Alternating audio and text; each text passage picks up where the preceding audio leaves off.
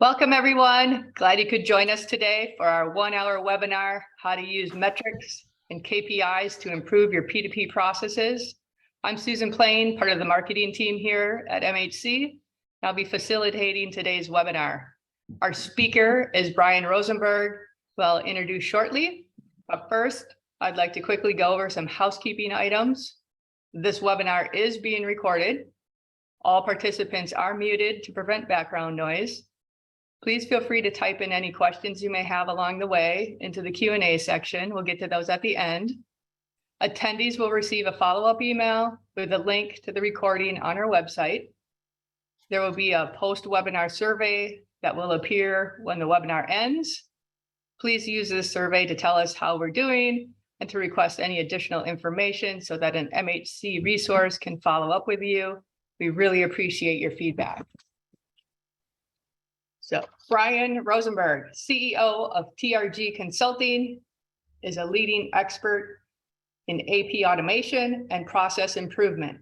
He has over 15 years of experience in the design of accounts payable shared services and nearly 20 years of experience with implementation of accounts payable solutions. Mr. Rosenberg is a published author and speaker on procure-to-pay best practices. He is certified in Kaizen, Six Sigma, project management, and change management. I'll share a bit about MHC before I hand off the presentation to him. For those of you not familiar with MHC, MHC enables organizations to tackle digital transformation with speed and confidence, using our solutions to automate the creation, capture, and distribution of documents and communications across core business processes. Looks like we need to advance that slide. With the world's most flexible end-to-end automation platform, we empower our customers' business users to eliminate tedious procure-to-pay and order-to-cash tasks, increase efficiency and agility, achieve operational excellence goals, and strengthen their ever-important relationships with customers and vendors. Now let's hear from Brian. Thank you. Thanks everybody who's joining the session today. Actually, we got the topic we're going to be talking about metrics and process improvement today. So I want to talk to start us off with a poll to ask you, what is your largest challenge with metrics today? And some of the options that we have include getting accurate information, can't get what you need, not sure what to do to make those numbers better, or can't get metrics at all, or something else. So let's start off with that poll so we can learn a little bit about the audience to get started. All right. Cheryl, are you able to launch the poll?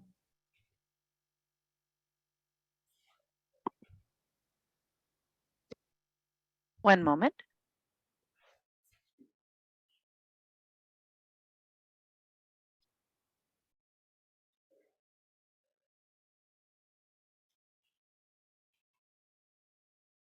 All right.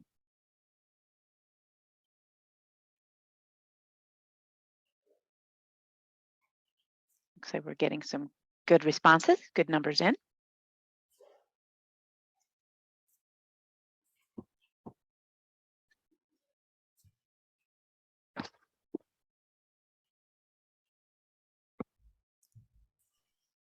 Brian, are you able to see the answers coming in?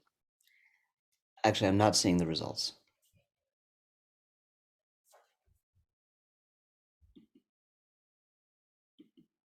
I think we had some technical difficulty here. My screen went blank. We're I apologize. We're getting our totals here. A few more responses. All right, I'll close the poll at this time. Great. Are you able to share the results? I will share the results.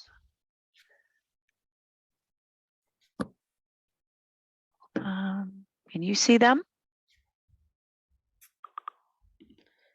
No, I'm afraid I cannot. Perhaps you can tell us what the results were. I will. So our top answer was not sure what to do to make them better. Okay. about 50% there, who really are choosing that as their answer. The second one in, can't get what I need, and then followed by getting accurate information. There was a 10% answer to metrics. I don't get any metrics.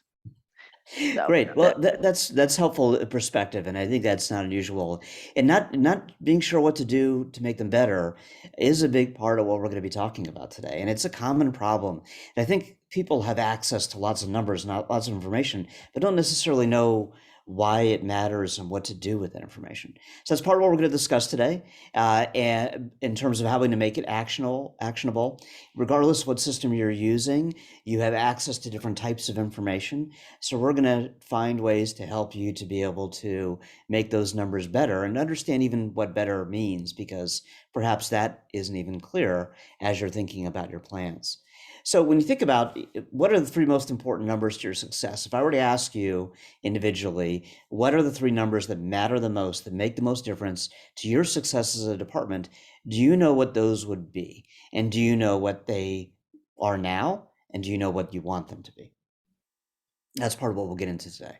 So we're going to start off talking a little bit about metrics and about key performance indicators. I think sometimes these terms are used somewhat interchangeably, but there is a difference in their meaning that we're going to focus on during some of our discussion today.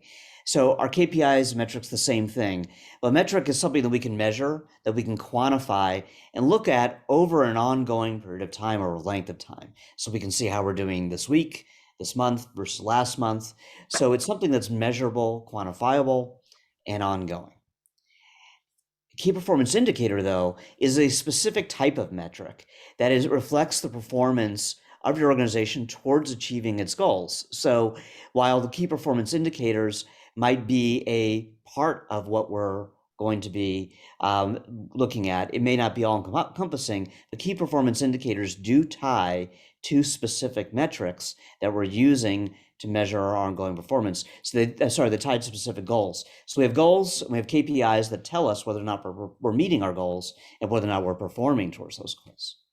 So as a result, a KPI is a type of metric, but a metric isn't necessarily a KPI.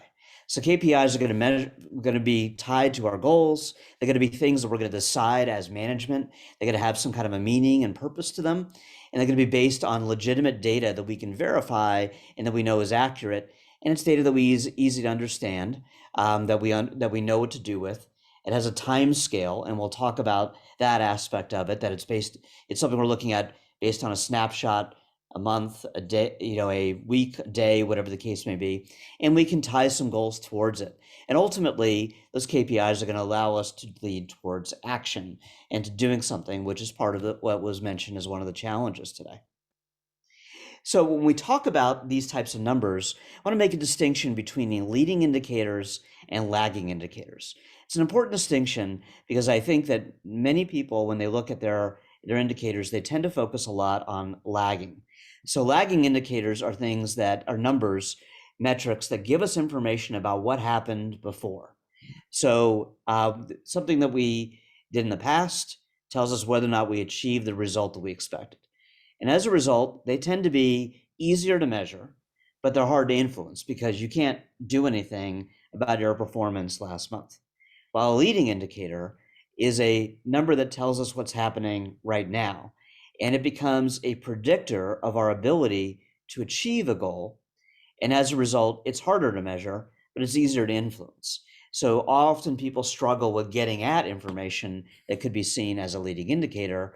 But once you know that information, it's much easier for you to be able to do something to make it better.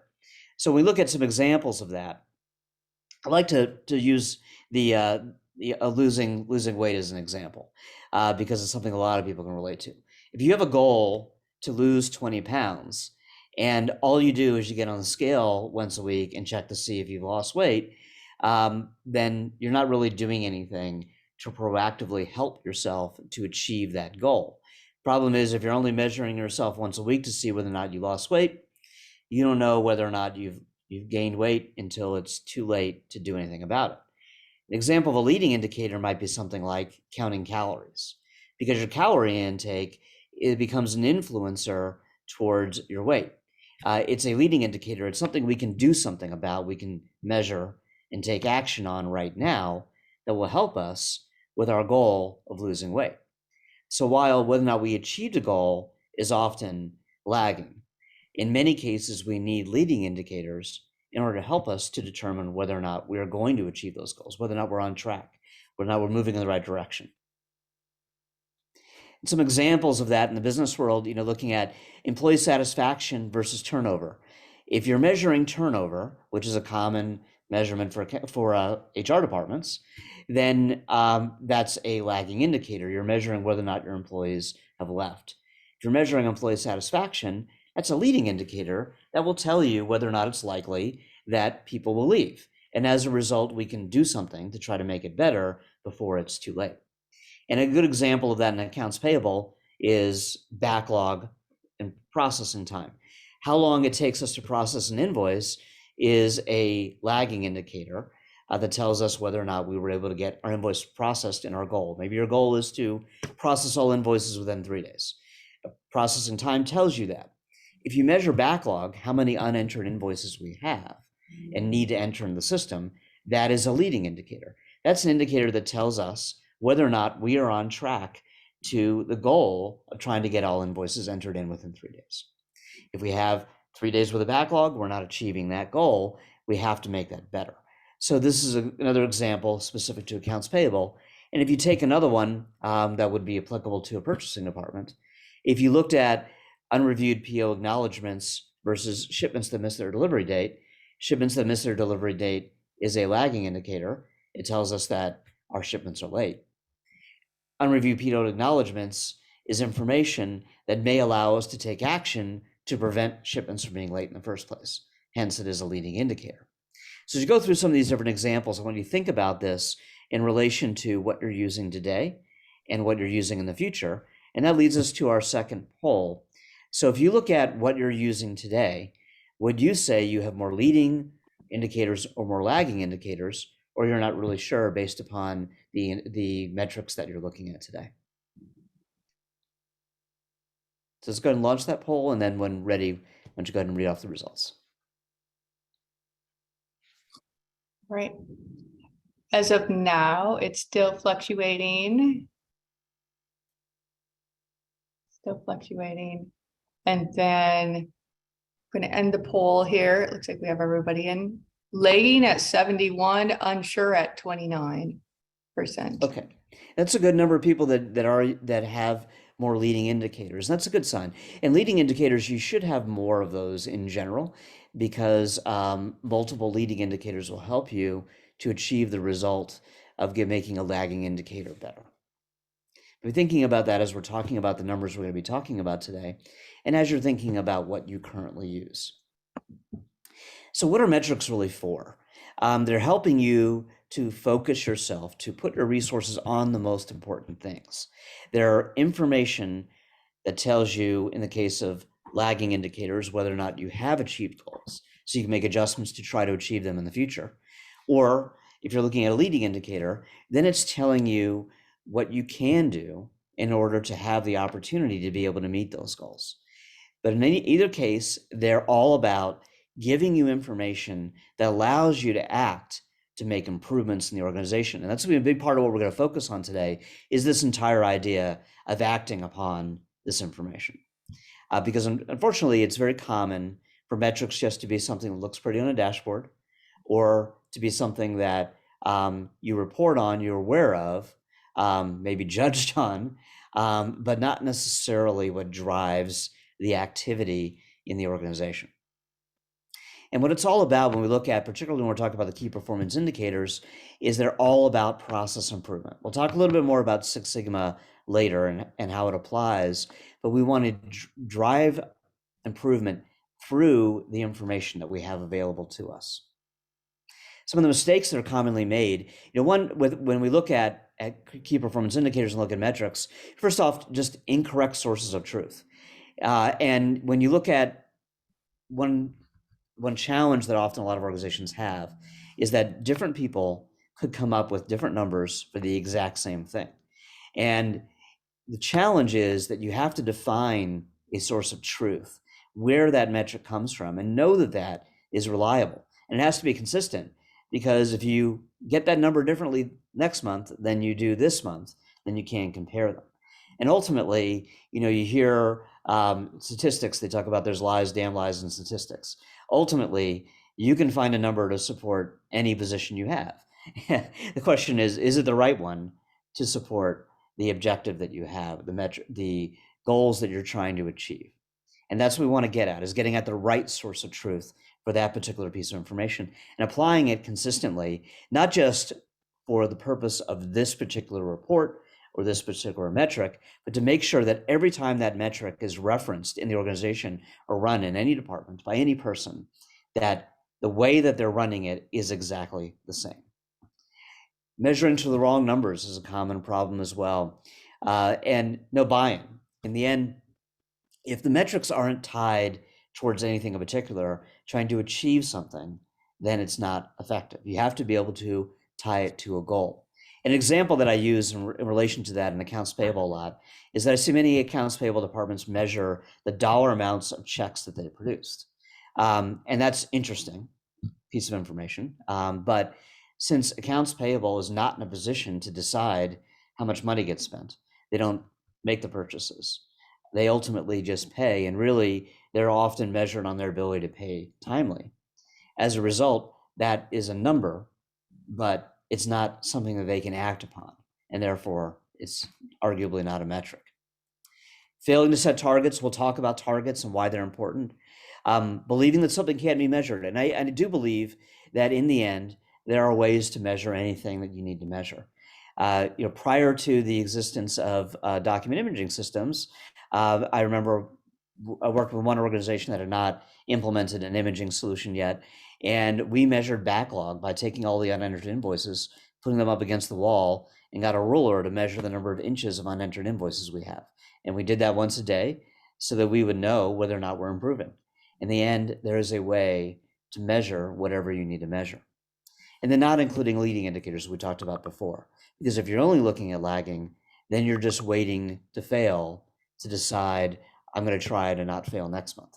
We'd rather have those leading indicators so you can be taking action and finding opportunities to achieve success or to pull success out at the last minute because you have the information to act upon. So what makes a good metric? First off is having that clear definition that we talked about before, clear source of truth. We know exactly where that's coming from. You have targets and you have benchmarks tied to that. So you know what you want to achieve and you know how you compare to your past, other organizations, whatever the case may be. Actionable, and it makes you ask why. And this is an important part of it, that when you look at these numbers, I want you to think about it in terms of why is it what it is. So looking at, there's some examples here. If you look at these particular tasks, why aren't they done? What are the steps you need to take in order to make them happen? And any number, any metric you look at on any of the screens that we share today, or when you go back and you look at the numbers that you have available to you, ask why are they what they are? And that leads to the natural question of what could we do to make them better? So some ideas of some metrics, and always asked, what are good metrics for my department? And I'm going to share some examples. We're going to focus a lot on process improvement more generically today, but I'll reference some of these examples throughout. One of them is invoices per FTE. And you see this often in AP departments, but it's usually focused on as a measurement of individual productivity. However, I really like that number as a measure of overall productivity for an accounts payable department as a whole. So it looks at how many invoices do we get? How many people do we have? What is the overall efficiency of the department?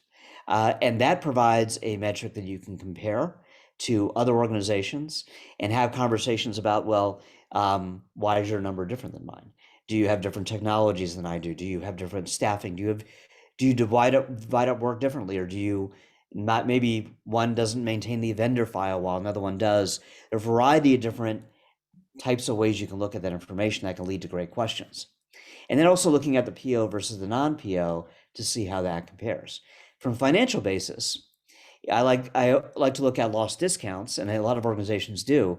But one thing that I find interesting is the percentage of invoices with discounts available. That often what we find is that there's a lot of focus on chasing discounts, but the discounts actually is a tiny percentage of the overall spend. And if you attended the webinar that we did last about 2 months ago, one of the things we talked about was different types of payment methods and the idea that discounting, dynamic discounting, earning money through rebates, as well as negotiating more discounts is going to be on an increased trend as interest rates go up. And so this is something that we will see has been a very low percentage of overall spend in the past that's available on discounts for many organizations. Part of it is that interest rates have been low and it's not as important to the vendors to get paid faster. And part of it is that organizations just don't ask for them anymore. But now, with interest rates going up, the vendors are going to want to get paid faster. And so they're going to be more likely to offer discounts than ever before because they have a higher cost to carry that money. And you have a higher cost to borrow money. And as a result, you're going to be more likely to want to take advantage of discounts and negotiate them. Something to keep a close eye on in the future. Late fees that you pay, rebates that you get. It's a whole aspect of timeliness, and systems like MHC have created visibility into all aspects of the cycle of an invoice that allows us to run metrics to be able to understand everything from issue, when it was issued by the vendor, to when we get it, from when we get it to when we get it approved, from when we approve it to when we pay it. And you can average that out by approver so that you can see which approvers are taking more time than others. But there's a lot of access to information now through systems like MHC with some of the metrics that we have available to be able to understand where the bottlenecks are in your process. And so timeliness metrics are very important to accounts payable departments.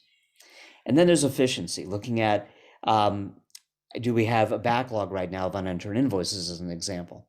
So looking at numbers that help us to understand whether or not our department is running in an effective manner that allows us to be able to be more successful.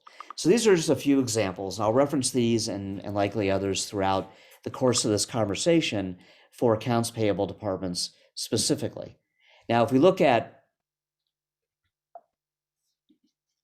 looking at procurement metrics, there's a variety of those in each of those categories as well. So productivity could be looking at purchase orders issued per FTE, could be an equal productivity measure for a purchasing department.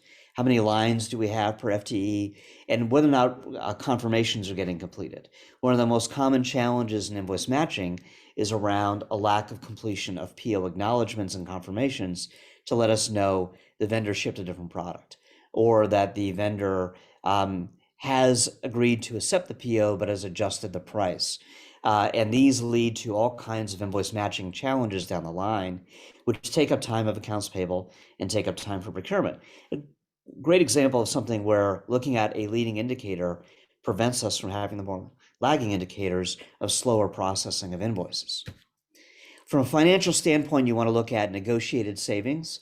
Have we been getting the savings that we negotiated? Rogue purchasing, buying off contract or outside of preferred procurement methods. These are all examples of what we would look at. Timeliness of cycle, again, that's all the type of information we have available to understand how long does it take from a request to an approval, from that approval turning into a PO, from that PO turning into a receipt. And then there's efficiency metrics such as aged PO lines or contract terminations, reminders when contracts are coming up, that are all examples in procurement that you can be using to measure the success of your procurement operation. And again, tying goals to these individual metrics to turn them into key performance indicators. And then there's invoice matching, which is really where purchasing and accounts payable meet. And there's a variety of metrics in that area that you have as well. Productivity could be number of messages resolved by an individual, by a department over a particular period of time. Vendor engagement, the vendor's participation, and there's a variety of things that you can look at in vendors, such as fulfillment rates, such as match rates by vendor, that can be effective in allowing you to get to some of the root causes of particular issues. Financial metrics such as R&I and INR, received not invoiced and invoice not received, that have an impact on financial statements and often if unresolved, will dramatically skew the results of your financial performance. And timeliness of message resolution, receipt resolution. Again, you can look at that by individual. You can look at that as a department as a whole. And this is useful information to help you understand where bottlenecks are occurring in the department. And then efficiency, which could be something like the percentage of PO lines that have issues on them. These are, again, examples. Some of them may apply in your particular example. Some of them may not. But this is to get your thinking about different ways of looking at information. And we'll be referencing a lot of these examples as we talk about process improvement throughout. But any of the numbers that I've shared with you in the last few minutes all have the ability to tie metrics to them, to tie goals to them, and to be able to measure them and show your progress towards those goals. A consistent factor that is a necessary component of what is an effective metric. So be thinking about that as you're looking back, and every metric that you have should have a goal tied to it, and it should have some aspect of it where you can look at it and say, I can act upon this and I can make it better. And we're going to talk about acting upon and action plans behind those metrics. So technology, as we're talking about metrics, technology is really all about making information available, allowing us, allowing us to be able to understand where we are and providing us with the tools that we need to be able to present this information to us in a useful way, preferably in a dashboard type of format. Because if you have to run a report to get information, then maybe you'll do it or maybe you won't. But a dashboard, the whole advantage is it's right in front of you. It's something you see every day when you first log in. It allows you to take action and do something about it right from that screen, preferably when you can drill into it and get to the information that makes it actionable right from there. But if you don't currently have a dashboard that drives you every day, that allows you to focus on what to look for, then that should be a goal. And technology that you have available to you should be able to help you to get those dashboards and to get the information that we're talking about today. If you don't have access to that information, then that's something you want to change, either by making sure if you have the technology, by making it available to you, or if you don't have the technology, then that's something you want to be looking for in an AP automation solution. So let's talk for a minute about creating goals.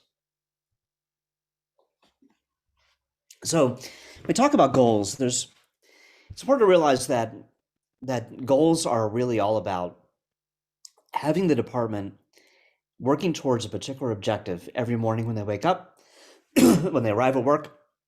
What are they trying to do? What are they trying to achieve? And there's immediate goals, and there's longer term goals. The longer term goal, the BHAG, which refers to a big, hairy, audacious goal, is the idea of this long-term, seemingly unachievable goal that may take you years to achieve as a department. And you look at that long-term, where do we want to be? So think in terms of what would you like your department to be 3 years from now, 5 years from now? What is your ideal look of what your department is all about, what it accomplishes, and what kinds of numbers you have? Then you break that down to annual goals, and you break that down to quarterly goals, which then could become monthly goals, and could become weekly goals, and could become daily goals. But in the end, you need to establish and define what it is your department is trying to achieve. And I see often accounts payable departments having shorter term goals, but not necessarily longer term goals. Where do we want to be in a few years? What additional value do we want to add? In our session 2 months ago, we talked a lot about the idea of value-added accounts payable. Thinking about those goals, about where you want your organization to be a few years from now, and then we define goals that help you to get there. And I want to share with you a story of an organization that we're all familiar with Subway, and talk a little bit about how establishing these long-term goals help them to work towards success and get to where they need to be. But to start off, you have to have long-term goals and objectives. So actually, when Subway started up, for those of you not familiar with the story, started up by two guys in college in 1966, and they had a college professor. They had opened up a sandwich shop, and a college professor told them, to have a successful business, you need to have long-term goals. You need to have a BHAG. Think about where you want to be 5 years from now, 10 years from now. And these two guys had their one sandwich shop, which was doing really well, servicing the campus, and they set a long-term goal to have 32 stores within 10 years. So spoiler alert, they accomplished this. This may not be a shock to you. But what you may not know is that they almost didn't make it, and they'd been 8 years in, and they were up to 16 stores in 1974, and they looked at the goals they were trying to achieve, and they eventually realized that their business model wasn't supporting their goals, and they made a radical shift and a change and went to a franchise model, which certainly today familiar with it. It's an aspect of it, but it's an important part of the story to realize that they knew what they wanted to achieve, and they eventually realized that their business model wasn't getting them there, and so they had to make a change. And in accounts payable, maybe you're in a position where you have decentralized accounts payable and you're trying to get to a specific objective, process all invoices within a certain number of days, and you realize that business model needs to be changed. You need to be centralized. Maybe you realize you just fundamentally don't have the technologies that you need, and you have to make that technology shift, or you'll never get to that goal. Whatever it is, that part of the objective of a goal is to look at it and say, are we achieving it or not? And if not, what can we do to make it better? And they did achieve that goal of 32 stores. And then they established a new goal of 5,000 stores. And they actually achieved that in 1990. So you think about that, that they established the first one, which was a 10-year goal.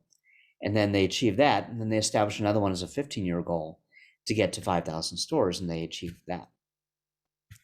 Next goal they had was to get 50 cents from every American every week. And they actually accomplished that in 2014 with $11.9 billion in sales. So whether or not you ever eat at Subway, on average, 50% of every American is spent on Subway every week. So it's really kind of amazing when you think about that. But they achieved that in 2014, and they've established a new goal by 2030 to have 100,000 locations. And at the last count that I checked, it was at 44,000 locations. It probably is higher now. It does seem like there's Subways everywhere, and I do wonder if there's just enough places to put Subways to get to 100,000. But that is the long-term objective. So think about that idea of the stepping stones they had, that if they were to say 100,000 locations as their original goal, they wouldn't have been able to even absorb that concept to make that achievable. But they established a goal that was a good long-term objective for them over a period of 10 years. And maybe in your case, that's only 5 years or 3 years. It doesn't matter so much the length, so much as the concept, the vision. Where do we want to be? And then we focus on goals to get there. And that's where we get to annual goals that are there to support that long-term objective and drive our priorities as a department. So they become about, if we want to get down to processing all invoices within 24 hours, as an example, then perhaps if you're currently doing it in 10 days, it might not be realistic within a year to get to that, but that's our long-term goal. So in this year, we're going to get it down to 3 days. In this quarter, we're going to get it down to 5 days. In this month, we're going to get it down to 8 days. That's where you take it, you break it down, you make it closer and closer to what you can see right in front of you and achieve, and then adjust those shorter term goals to achieve that longer term goal. That's what goal setting is all about.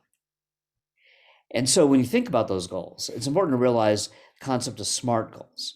And SMART is a commonly used term referring to specific, measurable, assignable, realistic, and time-based. Specific meaning that we know exactly what the goal is. It can't be vague. You can't say our department is going to do better next month at customer service. We're going to provide better customer service next month. Okay, that's nice, but how do we know whether or not we achieve that? It's entirely a judgment call. That's not a real goal. It's not a SMART goal. Measurable meaning we can get some numbers to back up whether or not we achieved it. Assignable means we can hold somebody accountable for it. A specific group of people are going to be assigned to achieve that particular objective. Realistic means it's reasonably achievable. We want to be optimistic in setting goals, but we want it to be achievable. So if you say that you're going to get down to -1 days of processing time, well, that's physically impossible. As a result, probably not a good goal to have. And time-based, meaning that there's a time frame attached to that. And the time frame should be aggressive. It should be something that we is where we want to get to, but it should also be realistic to the prior point. So with every goal you have, you want to look at it in the case of from the perspective of, is that a smart goal? So is it a goal to reduce our invoice backlog? No, it's a goal to say we are going to reduce our invoice backlog from 5 days to 3 days within the next month. And we're going to hold the processing team, this particular group of people, accountable to achieve that goal. Is it a smart goal to say that we're going to take more discounts? No, but it is a smart goal to say that we're going to take 90% of all available discounts by the end of the quarter. So that's the kind of thing you want to be looking at as you're thinking about these goals we'll be discussing. And then it comes to defining targets. So for each goal, you want to establish how you're going to measure it, how are we going to measure it, create the targets and set the accountability. And it's also good to have multiple targets. So while your primary goal may be a particular number, it really helps to establish a red, yellow, and green target, with red being failure, yellow being better than failure, but not where we want to be, green is success, and then challenge the team with a super green goal, something that is better than our objective, saying that our goal is to get down to 3 days, but if you get it down to 2 by the end of the month, then we're going to have a pizza party or whatever you're going to do to reward the team. Harder to do, everybody working remotely, send pizza to their houses. So, but you're going to have some kind of reward for everybody if you achieve the super green goal. And that's a great way to look at each of these numbers. And if some systems will actually allow you to define these targets, and it will turn the number red or yellow or green depending on whether or not it hit that particular threshold. But even if your system does not do that, every number you have should be tied to this. So go back and look at your metrics after the session is over and ask yourself, is there a target? And do I have targets for each of these levels, so I know whether or not it was achievement, failure, partial failure, or complete failure, or if we did better, if we achieved a high enough level that we feel that we should be rewarded. So now that we talked a little bit about how you define metrics and targets, let's talk a little bit about the idea of how to make these numbers better. We're going to talk about continuous improvement. So as was mentioned, I'm a Six Sigma, Lean Six Sigma Master Black Belt, which in Six Sigma they use belt colors to indicate how much you've learned about the methodology, which makes it fun. But Six Sigma is really all about it's a set of techniques that allow us to improve business processes, to reduce the probability of errors. And the terminology is a little bit built around manufacturing because Six Sigma came out of manufacturing, but the concept applies to any process, even something like what we're talking about today with accounts payable. And Six Sigma is really a mindset about how to look at metrics and drive improvement around them. And the actual definition of Six Sigma comes down to the idea of a Sigma level, which is the rate of defects. And you're getting the rate of defects better and better. And you can see as you go, the difference between a 3 Sigma and a 4 Sigma becomes less significant than the difference between a 4 Sigma and a 5 Sigma, which is very small. And it gets closer and closer to these better numbers, but you never get to perfect. You never get to 100%, because Six Sigma believes in the idea that there's no such thing as perfection. You can always make a process better. So maybe Six Sigma is good enough that we focus our attention elsewhere, but it's still not perfect because perfection is impossible. Lean Six Sigma adds on to Six Sigma the idea of reducing waste. So Six Sigma is focused on preventing defects. Lean is focused on reducing waste. So when you think about Six Sigma in terms of accounts payable, a defect for an accounts payable department is an error, is processing error. It could be duplicate payment. It could be entering in a wrong amount. It could be sending something to the wrong place for approval. Those are all defects. Waste is extra steps that add no value. When you combine Lean and Six Sigma together, and you hear people talk about Lean Six Sigma. It's just the idea of combining these concepts, and including Lean, which is very focused on speed of process, making the process faster, eliminating wasteful steps. Six Sigma is focused on accuracy, stability, predictable results.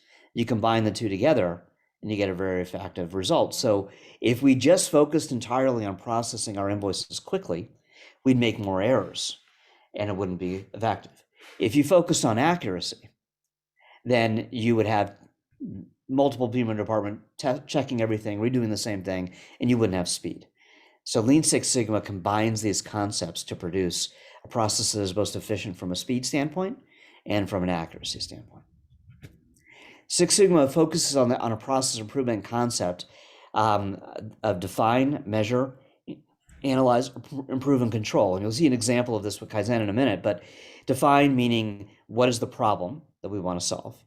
Measure, how can we measure it, which is what a metric is ultimately all about. Analyze in the process, what are the factors that influence the success of this process? Then identify improvements, and then control is about making sure that the improvement is working and sustainable before we roll it out to the larger organization.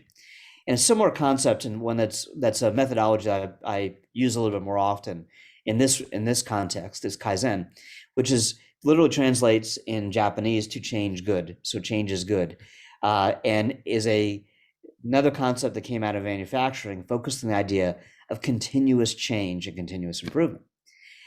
In Kaizen events, we do what's sometimes referred to as a blitz. We do a process where we would spend time with departments that are affected by a particular process. So let's take most applicable to this particular group would probably be invoice matching. So our invoice matching is out of control. We're processing invoice lates because so many invoices have matching discrepancies. That's our problem. So Kaizen event would be all about getting together all the people who understand that problem and helping them to come to a decision on a series of solutions that will make that better.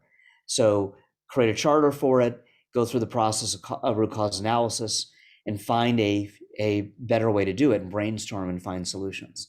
And in Kaizen, you're basically, when you start off here, document the current state. What is our current state? What is our problem?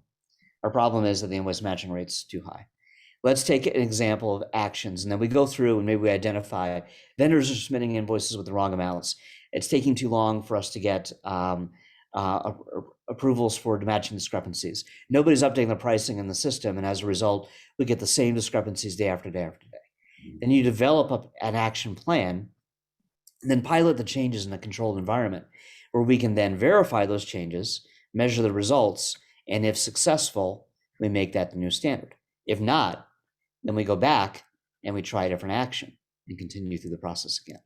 But you'll notice that this is a continuous circle, never ending, because one thing we realize is that just because we made it better with the new standard doesn't mean we're done, because now we need to figure out what's the new problem and make that better and continue again. Continuous improvement. We never stop. We never accept that what is there is good enough. Now, it doesn't mean that you put all your energy into just one thing and ignore everything else. Often it means focus on the biggest problem areas, make them better, and then maybe you take a break from those, work on something else, and then come back to it later. But you're never accepting that the status quo is good enough in a Six Sigma concept. So we look at this on a monthly basis. You're looking at these numbers to say, are you tracking to meet our goals? Are we getting there? If not, why are we not getting there? What is working and what is not working about what we're doing? And how can we do better? What are the steps we can do to better so we can make changes? So when you're looking at your metrics, so if you're looking at, we talked about lost discounts. Why do we lose these discounts? What is broken in the process? Let's make a change in order to be able to take more discounts, and then we'll see if they were more effective. And then part of that, in using that information, is about changing the culture in your operation. And that can't be just about you as a department leader looking at the metrics and saying we made our goals, we didn't make our goals. you have to share that with the people who every day are in a position to do something about them, and that's your overall department. Share information with them, and you share the responsibility with them. Define goals as a team, and they have more accountability, feel more responsibility and accountability to achieve those goals. And posting goals. So the idea, when you get into something like backlog is a good example of something where often I'll see departments post the backlog in some place everybody can see and have that be visible to everybody. Again, a little bit of a pre-COVID versus post-COVID environment, right? So if your department is working from home, you can't post it in the middle of the floor that everybody can see, but you can have it be a part of every meeting you have every morning, and you can make sure it shows up on people's dashboards. You can make it visible, and you can talk about it and talk about why it's important, and make sure that everybody's talking about those goals every day. Define goals as a team, post those goals, create accountability within your team. And then it comes down to the meetings and the meeting rhythm. When we talk about, we talked about goals a little bit before, measuring the progress and rewarding success. Again, reminder to make them SMART goals, but look at team-based goals. We talked about the idea of individual metrics versus department metrics, but in the end, you could choose and probably should choose to have a combination of both, but you need team-based goals to encourage everyone to work together. When you have accountability, you want to look at individual accountability and team accountability. Individual accountability could be like job scorecards. If you don't have job scorecards today, basically you're creating a series of metrics and goals that individual is accountable for. And when you do your reviews, then that's part of what you use to measure it. And maybe you only do reviews once a year, but you could still have scorecards multiple times a year that you're reviewing with the staff so that they, again, have leading indicators to let them know whether or not they're going to achieve their a successful performance review. It's a great example, actually, of a leading versus lagging. If you do an annual performance review and nobody knows how they're going to do until the day of their performance review, they haven't been in a position where they can make it better. If you want to make your staff successful, then you can do job scorecards along the way as a leading indicator to help them to determine whether or not they're on track to achieve their goals. And they should have personal goals that tie to your overall department goals. Again, supporting larger goals with smaller goals. And the team itself should have team objectives, assignments, and on a weekly basis, you should be looking at adjusting strategy and tactics to the needs of those particular objectives, whether or not you're getting there. So if maybe it's reallocating some resources within the department every week to help you to be able to get to that result. But again, posting of team goals is really important. You might have overall goals for your department as a whole. You might have some team-based goals within your department, and then individual goals tied to that. And you look at this from the hierarchy standpoint. It's organizational goals, department long-term goals, department annual goals, department quarterly goals, monthly goals, weekly goals, team goals, individual goals. And individual and team goals also can have annual components to them as well. And then take that back to meetings. And, meetings is, I think people have an interesting perspective, about meetings. And it is really important to have consistency of meetings and have goals be a focus of your meetings.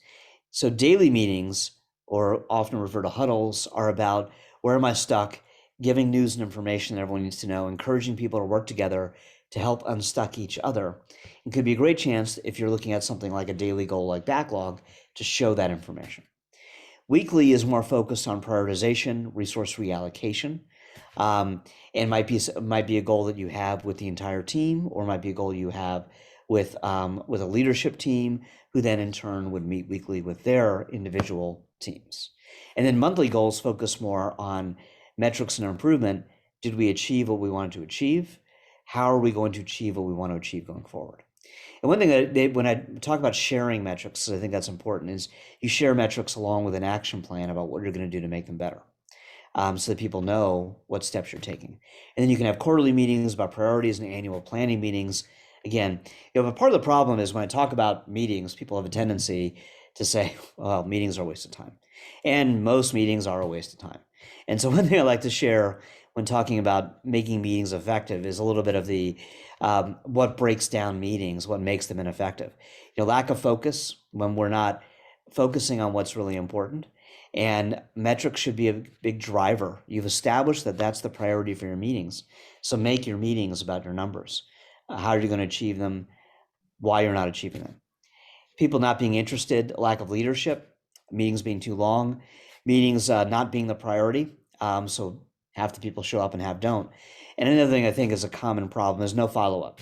Nobody's making sure that we take notes from a meeting. And as a result, people make commitments in meetings, nobody ever actually does anything.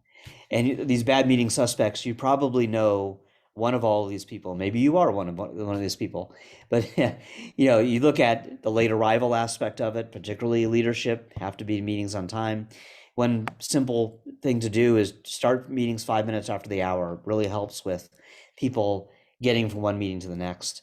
Person who just goes to meetings all day long, doesn't do anything, he doesn't have an agenda, person who does all the talking in the meeting, and the person who takes over the meeting to achieve their personal agenda. You probably know all of these people.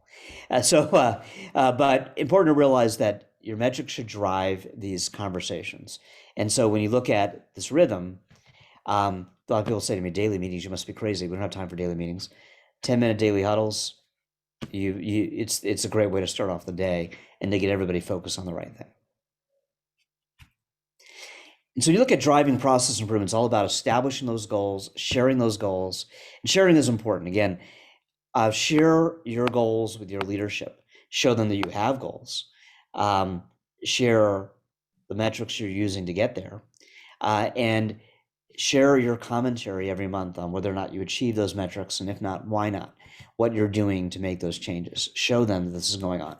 If you have a Six Sigma program in your particular facility, you can maybe take advantage of that and ask those people to help you out. But these are concepts ultimately that anybody can apply. Identify those bottlenecks, makes the improvements, and work towards success. So when you look at the Kaizen concept, it's all about identifying challenges, complete Kaizen events, and teach these concepts. So a Kaizen event requires a facilitator to help you to go through the process, somebody who can be neutral and encourage brainstorming. But this is still something that you can do internally with the right resources. Bring ideas to the team. Don't be afraid of change. Encourage everyone through a culture of continuous change. So every time you're looking at a number, think about what can I do differently? What is getting in the way? And if you have a big bottleneck, do something like a Kaizen event in order to be able to address it. Test your improvements, measure your success. With Six Sigma, think about that concept and teach your staff about these concepts. The concept of striving towards perfection, always getting better, never accepting that what we're doing is good enough, asking why, analyzing and understanding the numbers, and trying to identify and resolve bottlenecks in your organization, and don't accept waste. And waste in respect of something like what we're talking about is going to be unnecessary steps or steps that become dead ends, where they go through approval processes and they're stuck someplace where nobody's going to approve them. That's all waste. But teach these concepts to your staff, encourage them to be on the lookout for wasteful steps, for bottlenecks in the process. Bring them to your attention so you can establish new goals and metrics tied to that. So with that, we have a couple of minutes left for questions, but I wanted to go ahead and see. I know this is a broad range of topic. I hope everybody found this helpful. Let's see, what change would you want to make in your organization after attending this webinar? Add or change your metrics, set goals and targets, change your meeting rhythm, or create a continuous improvement program. And I will highlight that while many organizations have a Six Sigma program somewhere in the organization, whether you do or not, whether you use them or not, you can do continuous improvement in your department. Results are still coming in. We have a high percentage in, well, now it's fluctuating, in set goals and targets. Okay, great. We'll go ahead and end the poll here, share the results. So add or change by metrics, 22%. Set goals and targets, 44%. And then the last three are pretty much the same. The change, create, and other. Great. So a big focus on the numbers themselves and setting goals and targets. That's good to hear. Um, we're going to open up for questions here. Overall, I realize this is a broad topic, and wanted to give you some perspective about what metrics are, why metrics might be important, some examples that might apply to your situation, and understanding how you can drive improvement with them. So I'm happy to answer any questions around any of those topics.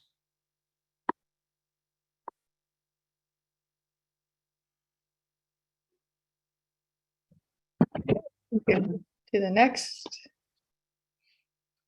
slide.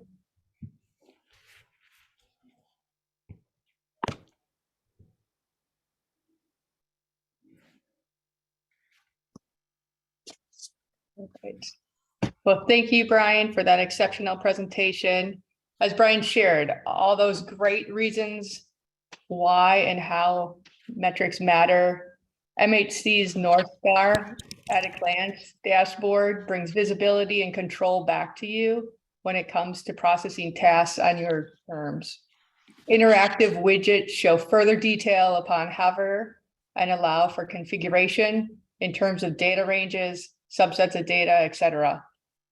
All records associated to these particular graphs are just simply a quick click away. And also teammate performance metrics help AP managers remove bottlenecks and stalled work. North Star's dashboard page provides a holistic view into your most important AP processes and organizes the chaos that can be associated with AP processing. So next we'll launch our last poll. So we'll go ahead and do that.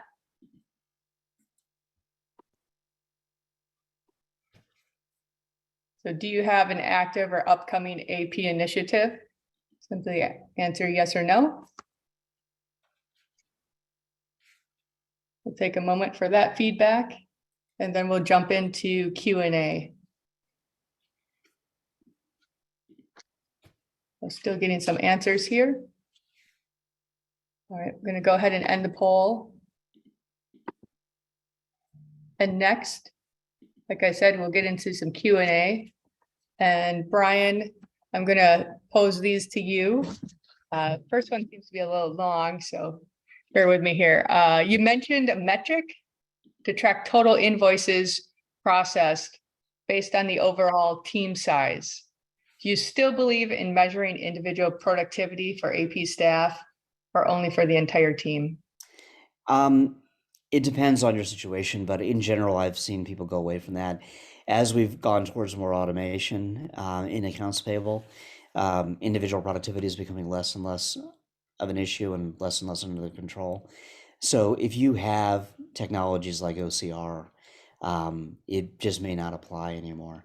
If you don't have those kinds of technologies, then perhaps it does, but I would still focus more on those overall objectives because in the end, they're going to be more about what makes your department successful. You could still do the individual scorecards and have the team goals as well. Okay. Second one, do you recommend any benchmarking services for AP metrics? It's hard to find any one organization that has comparable metrics for whoever you are, because in the end, your industry is going to affect that. Your size of department, the technologies you have are all going to affect it. I would start with benchmarking against yourself, making yourself better, and look for peers who are easily comparable at conferences that you may speak to. But I find that while there are services that provide benchmarks around things like AP processing time, that it's way too generalized to be effective for most organizations. Okay, and let's follow up here with the last one. I'm getting to the top of the hour here. Would the total unentered invoices be a leading or lagging indicator? Total unentered invoices would be considered to be leading, as it would help you to determine whether or not you're able to get towards processing goals. So it'd be a good example of leading indicator and something that I recommend you look at. And again, that if you have an imaging system such as MHC, you should have the capability to get at that information because it creates visibility around the process. If you don't, you can do it manually, but it's a good benefit to that type of solution. Great. All right. Well, that's all the time we have for today. It's already 1 o'clock, top of the hour. All questions that were submitted in the Q&A section will be answered. Please reach out to Bridget to learn more on how MHC can help your organization achieve its goals. And then just a reminder, you're going to receive a follow-up email with the link to the recording on our website. And please take a moment to fill out our post-webinar survey if you have any questions or concerns. Happy to help you out. And we really appreciate your feedback. Thank you, Brian, and thank you for joining us today. Thank you. Appreciate it.